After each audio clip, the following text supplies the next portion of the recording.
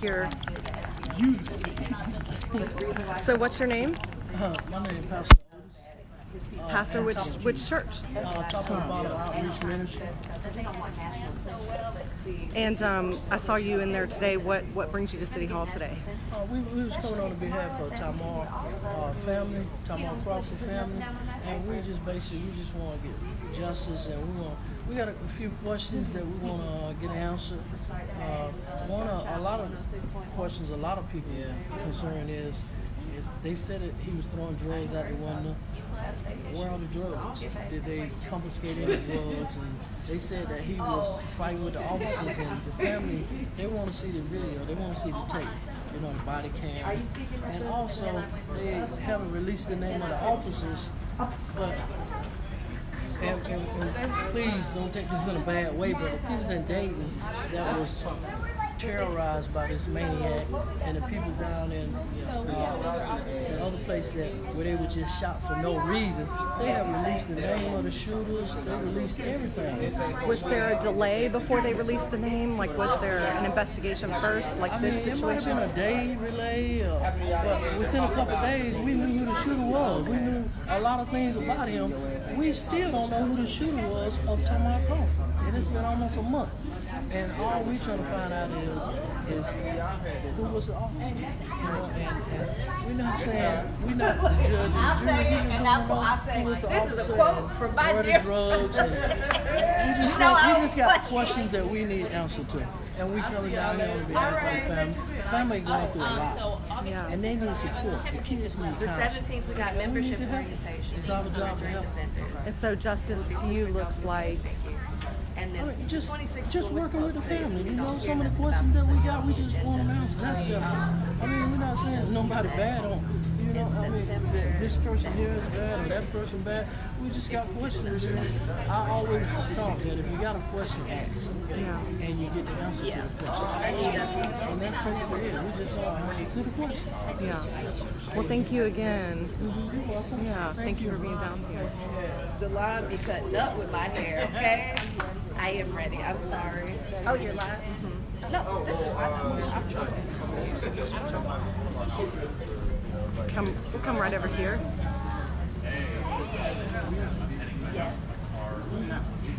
Right over there in the sun probably. Okay. Sounds good. Thank you for doing this. No problem. Have you been on ECW Live? No. Okay, I'll send you. They've ripped me to shreds so many times. Oh, this is ECW. different. It's This is different. different. Okay. Yeah. This is different. They can be a lot. So I don't want But the it's all right. sun in your eyes, sun is but right see there. if will that work? Okay, Yeah. perfect. Okay, so tell me your name, Hale Morrissette. and you're with the Dream Defenders? I am with Dream Defenders. I'm our Transformative Justice Lead. And what do they do? What is their mission? Dream Defenders is honestly we're a prison abolitionist group. I do start off that way to kind of put it out in the front, but what we're really looking at is going towards reform, right? So we want to see people treated better by our local police and sheriff's departments, and also that there's better treatment within prisons also. And we also are establishing what we believe is intervention to violence, like interpersonal violence. We want people to have resources. We kind of operate off of what we call the freedom papers, which I definitely need to get you one. And there's 7 freedoms. Freedom to be, freedom of movement, freedom of mind, which is for education. There's freedom from police and prisons. There's also free democracy, free flourishing democracy. And then there's 2 other ones that I cannot think of right now at this moment because I'm still kind of wound up about this issue right now. But that is one of our things. We want a free Florida for everyone. And I heard you speak tonight, and it sounds like there's a list of demands that has been sent to the mayor and city council and the Pensacola Police Department. Is that correct?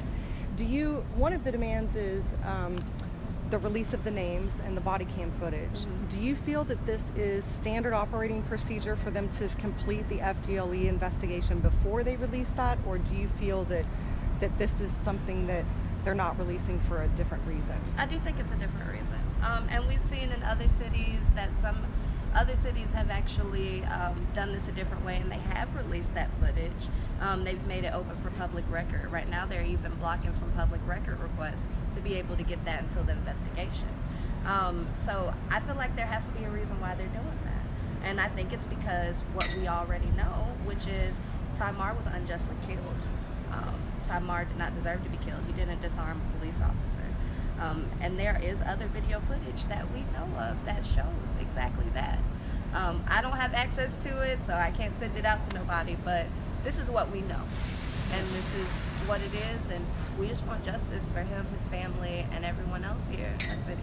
Have you seen this video? I have not seen it. Okay. I don't do well with I can understand extrajudicial killings at all. Yeah. But people that you trust have said this video exists, and they've told you the narrative of what they saw happen. And also from what I've heard, I've seen witnesses that have said the same thing from some of the different... He was killed in front of his 4 children and his partner. And they were the first ones to, say, this is what actually happened. And already it was circulating. But there hasn't even been like a release from the mayor or anybody trying to bolster that argument saying, he disarmed the police. They've left that. They're not even pushing that narrative anymore, but the media is. Right. So let's back up. So after the incident, the shooting, the police department released to the media a narrative. Is that where that came from? Yeah. And give us briefly what that was. So that narrative was that Tymar was followed from a low-speed chase, which is something I've never heard of in my life, into his yard, and that there was a tussle with police. Don't know what happened between that chase and him parking in his yard, but there was a tussle with police.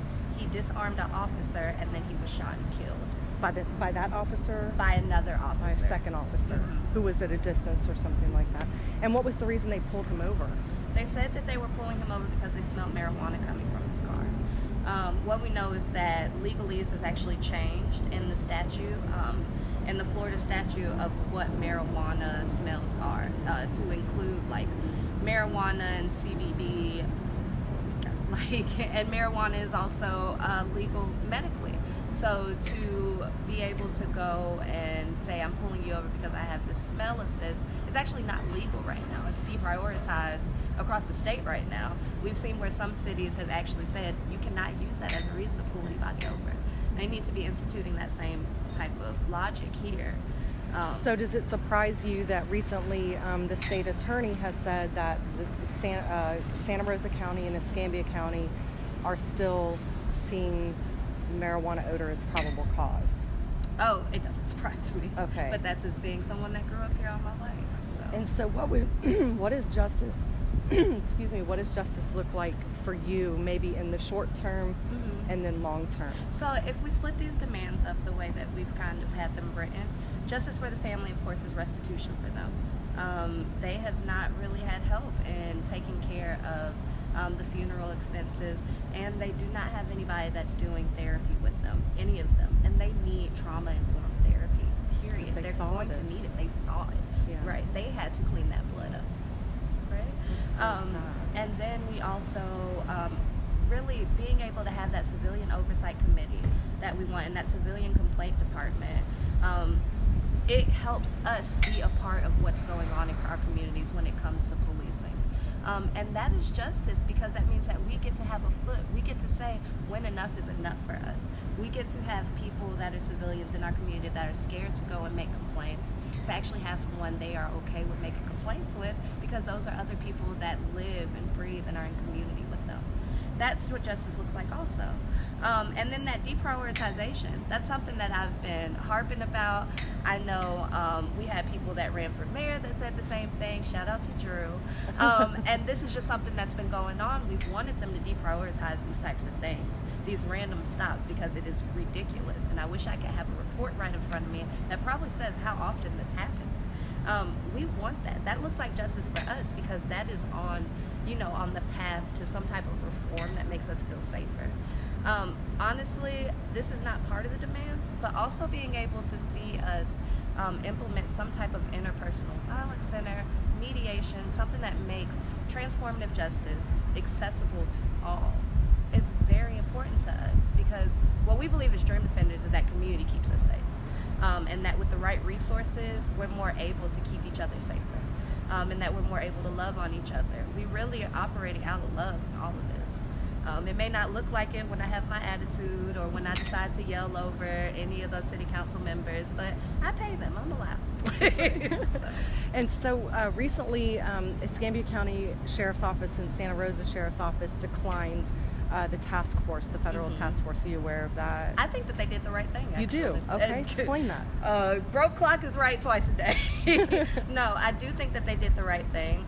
I would actually like to see them implementing. I know that the Sheriff's Department, Santa Rosa County Sheriff's Department, while they may not be right in the things that they do all the time, I know that they have their officers always show up to the crisis intervention team trainings and things like that. I've actually done trainings with them before. And if we were able to see the implementation trickle from PPD of that quarterly training, to see it continue to trickle into maybe our sheriff's departments, then I would love to see that happening. I think that they're doing the right thing. By not getting with this task force that's going to bring more people doing over policing. Now, it may be an ego trip for them, I don't know, but at the same time, I don't think it's not going to hurt us even more. It'll hurt us even more to have a federal task force here arresting 80-something people and only seizing 2 guns. Like, where is the benefit of that for us right now? Maybe I could have misunderstood what the task force was. I thought it was training only. I didn't realize I don't think it's training only. Oh, okay. Yeah, I think it's not only training, but what it's going to do is the same way we have done those drug raids in the past, where we have them get that training and get bolstered up. Now they start praying and going out to places. But they're going to go out to those places where the mayor just said he was deprioritizing random stops in those areas, probably, because they're going to code it by high crime looking areas to them. Right. You know, so that's the issue. Yeah, that's 100% going to be an issue, and it's not going to make people feel safe. So how do you balance, because we all want a safe community, we all want to feel, even from the police or from each other, that we can walk safely down the street and not have to encounter guns or violence. How do you balance what's happened here and also how we bring down that type of activity? Right. So what we know, or what studies have actually shown, is that really the violence that we see is driven by more than just someone being a criminal, right? Any type of violence that we see, is even if it's something where it's like, oh, that's drug related. Well, why did somebody decide to start selling drugs where they felt that they had to use force and violence in order to get what they needed within this? It's because we have lack of jobs, lack of resources, lack of health care, mental health, education. It's because of these things. Those are the resources we need pulled in. I was looking recently at the budget for the City of Pensacola and seeing where I think it said $2.22 a day I pay to the city, and like $1 and some more change just goes to policing. And I was like, I don't call them. I won't call them. I'm a social worker. I know how to de-escalate a situation. I've had someone sit in my face ready to fight me, and I've been able to bring them down. There is no reason why I'm paying for this when I should be seeing more of that going in education, more of that going to mediation that could be sitting right on the first floor of City Hall.